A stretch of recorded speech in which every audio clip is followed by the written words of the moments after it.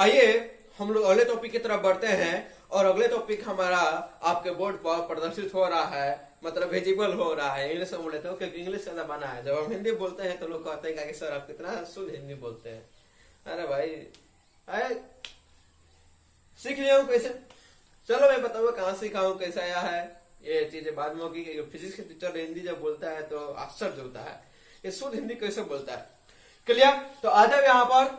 अगला हेडिंग है आपका मिरर फार्मूला। क्या है बेटा? मिरर फार्मूला, जिसको हिंदी में बोलते हैं दर्पण सूत्र। क्या बोलते हैं?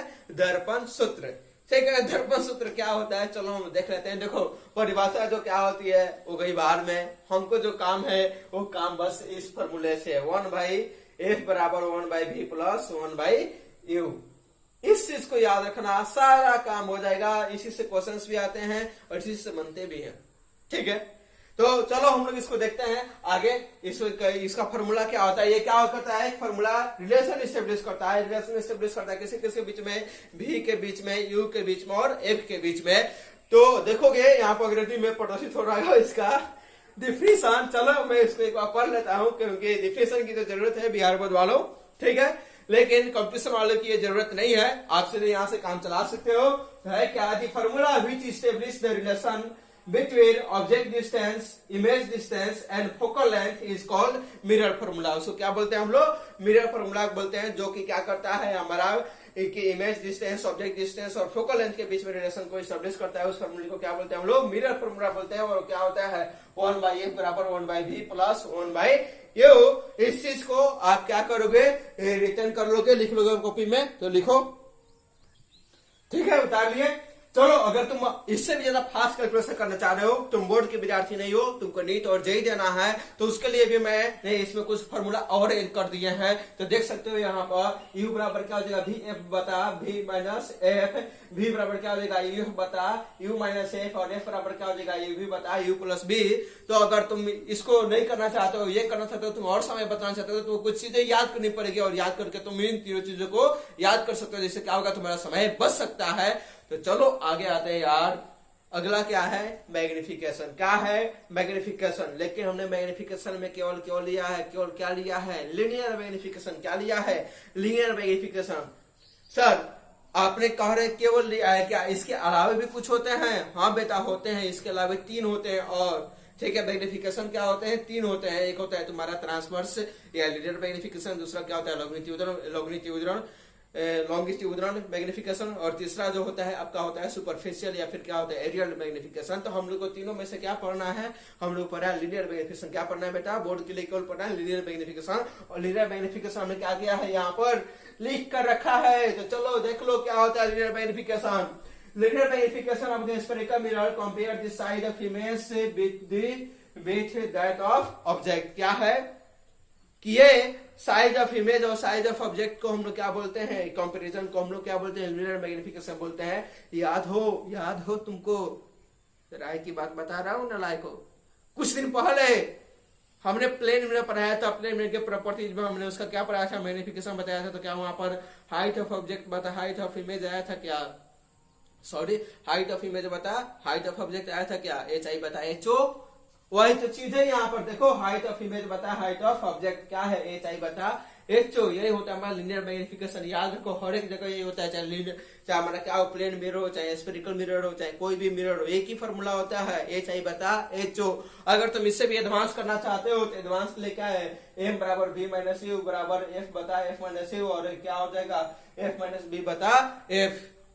एक बच्चे ने हमको इसी लॉकडाउन के बीच में मैसेंजर से क्वेश्चन पूछा था, जो कि कहा था? इससे क्वेश्चन बना था, ये इससे बना था। m बराबर ये था हमारा m बराबर f बता f माइनस u से वो क्वेश्चन बना था और उसको नहीं बताया गया था। ठीक है, तो यहां से बनता है भाई साहब। बहुत ही इजी होता है सवाल, आप कर सकते हो। फॉर्मूला जब नहीं मालूम तो कहां से सवाल करोगे? थ्योरी पढ़ के क्या करोगे? लॉकडाउन के बाद में क्लास खुलेगा, फिर से क्या 3 महीने तक थ्योरी पढ़ते रहोगे क्या? केवल ऑप्टिक्स की थ्योरी पढ़ने से काम चलेगा? अरे यार सब करना है हम लोग को। अभी तक लॉकडाउन समाप्त होने वाला नहीं है। अगर हो जाए तो भगवान की कृपा होगी, नहीं तो अप्रोक्सीमेट अक्टूबर नवंबर के बाद में कोचिंग संस्थान चाहे कुछ मतलब खुलने वाले हैं। तो याद रखो, पढ़ना है तो अभी पढ़ो। ऑनलाइन क्लासेज सर्व पढ़िए, एग्जाम तो होंगे ही, तो पढ़ाई शुरू रखो। चलो इसको नोट कर लो। हो गया मिरर मैग्निफिकेशन सबका हो गया।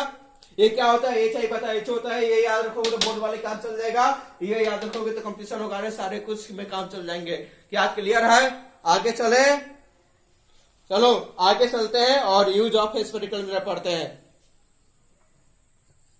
चलो तो अगला हमारा हेडिंग क्या है, हमारा यूज ऑफ स्फेरिकल मिरर। क्या है स्फेरिकल मिरर का यूज, कहां कहां पर हम स्फेरिकल मिरर का प्रयोग करते हैं, तो कहां कहां पर करते हैं। और यार देख लो सब बोर्ड पर अंकित है, बस चुटकी का सवाल है, थोड़ी देर में सारे के सारे क्या होंगे, समाप्त हो जाएंगे। क्लियर?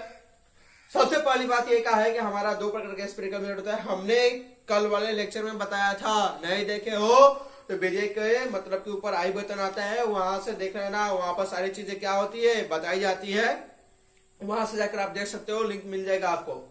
क्लियर? तो स्फेरिकल मिरर दो प्रकार के, एक कॉनकेव एक कन्वेक्स, दोनों का हम लोग यूज करेंगे, कॉनकेव का भी यूज करेंगे, कन्वेक्स का भी यूज करेंगे। तो चलो सबसे पहले क्या करते हैं हम लोग कॉनकेव का यूज कर लेते हैं। कहां कहां पे उपयोग होता है, तो इसका उपयोग होता है टेलीस्कोप में। कहां होता है? टेलीस्कोप में। टेलीस्कोप क्या होता है मैं बताऊंगा चैप्टर के लास्ट में, तब तक बने रहना है, सबसे लास्ट में टेलीस्कोप ही आने वाला है, ठीक है। रे ऑप्टिक्स का जहां पर समाप्ति होगा वहां पर टेलीस्कोप आएगा, और टेलीस्कोप में बताऊंगा मैं वहां पर कि दो प्रकार का क्या होगा हमारा, वहां पर कि हमारा ऑब्जेक्टिव एक होता है, क्या होता है हमारा आई पीस होता है। तो दो प्रकार के उसमें क्या होते हैं हमारे कि ऑब्जेक्टिव के रूप में, वहां पर ऑब्जेक्टिव लेंस के रूप में इसका क्या होता है उपयोग होता है वहां पर। तो ऑब्जेक्टिव की तरह उपयोग होता है टेलीस्कोप में कॉनकेव मिरर का, ठीक है। उसके बाद में इसका प्रयोग डेंटिस्ट के द्वारा होता है। किसके द्वारा होता है? डेंटिस्ट के द्वारा, जो कि दांतों की देखभाल करते हैं उनको हम क्या बोलते हैं? डेंटिस्ट। ये भी एक प्रकार के डॉक्टर होते हैं, जैसे कि एमबीबीएस होता है, बीयूएमएस होता है, बीएचएमएस होता है, उसी प्रकार क्या होता है बीडीएस होता है एक, ठीक है। तो बीडीएस वाले यानी डेंटिस्ट वाले के पास में क्या होता है, ये मिरर होता है जो कि दांतों की देखभाल करने के लिए करते हैं, या फिर ईएनटी यानी आंख कान और गला रोग विशेषज्ञ, ठीक है। तो ईयर नोज और थ्रोट, ठीक है, कि जो विशेषज्ञ होते हैं उनके पास ये होता है, और वो लोग इसका प्रयोग करते हैं मतलब कि किसी पार्टिकुलर पॉइंट पर फोकस करने के लिए। क्लियर? थर्ड इसका यूज क्या है कि concave mirror, parabolic mirror is used in search light, ठीक है। सर्च लाइट के रूप में इसका उपयोग होता है, मोटर हेड लाइट के रूप में स्टोर होता है, और टॉर्च के रूप में इसका क्या होता है प्रयोग होता है। टॉर्च तो देखे ही होगे, अब क्या तुम टॉर्च से देखोगे? मोबाइल के जमाने में तुम लोग जन्मे हो एंड्रॉइड वर्जन में, पता नहीं तुम लोग किस वर्जन में जन्मे हो, पता नहीं चलता है। हाँ, लेकिन अगर बचपन के दिनों को याद करते उस समय इतना इतना मोटा टॉर्च आता था, इतना बड़ा बड़ा, उसका हम लोग उपयोग करते थे, इतना मोटा होता है, उसमें सेल भी लगता था। हाँ, याद करोगे तो याद आएगा।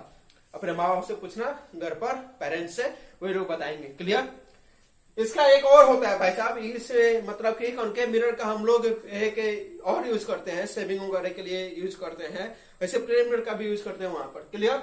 उसके बाद में कॉन्वेक्स मिरर का क्या है, यानी उत्तल दर्पण का क्या उपयोग है। तो उत्तल दर्पण का हमारा जो उपयोग है लिखा हुआ है, देखिए यहाँ पर, it is use rear view mirror. इसको क्या करते हैं मतलब कि रियर व्यू मिरर के रूप में यूज करते हैं।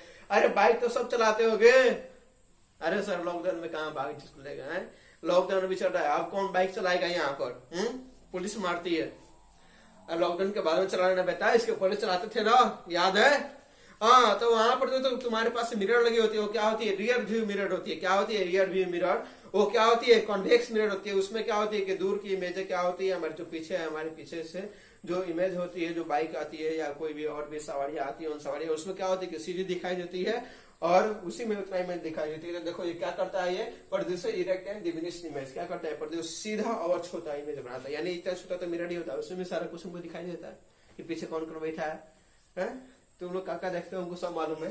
क्लियर? इसमें देखो दूसरा नंबर क्या है, it is used as reflector for strict lighting purpose. इसका प्रयोग हम लोग क्या करते हैं, स्ट्रिक्ट यानी गलियों में लाइटिंग के लिए इसका प्रयोग करते हैं, रिफ्लेक्टर के रूप में वहां पर क्या होता है यूज होता है। तो इसके सारे जितने भी यूज है सबको एक बार लिख लेना कॉपी में, स्क्रीन पॉज करके स्क्रीनशॉट कर लो, वहां से आप सब कुछ कर सकते हो। क्लियर? चलो आगे चलते हैं।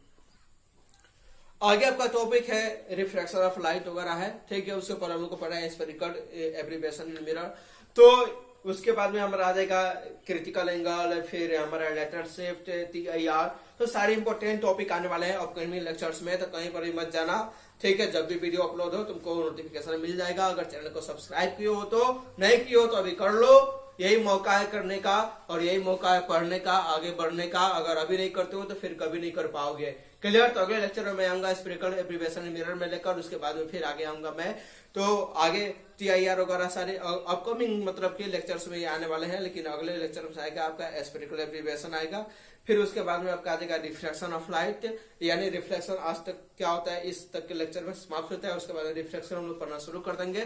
तो अपना मतलब की तैयारी के साथ में रहो, जितने भी चीजें पढ़ाई जा रही है प्रतिदिन उसको याद करो, लिखो, बनाओ नोट्स।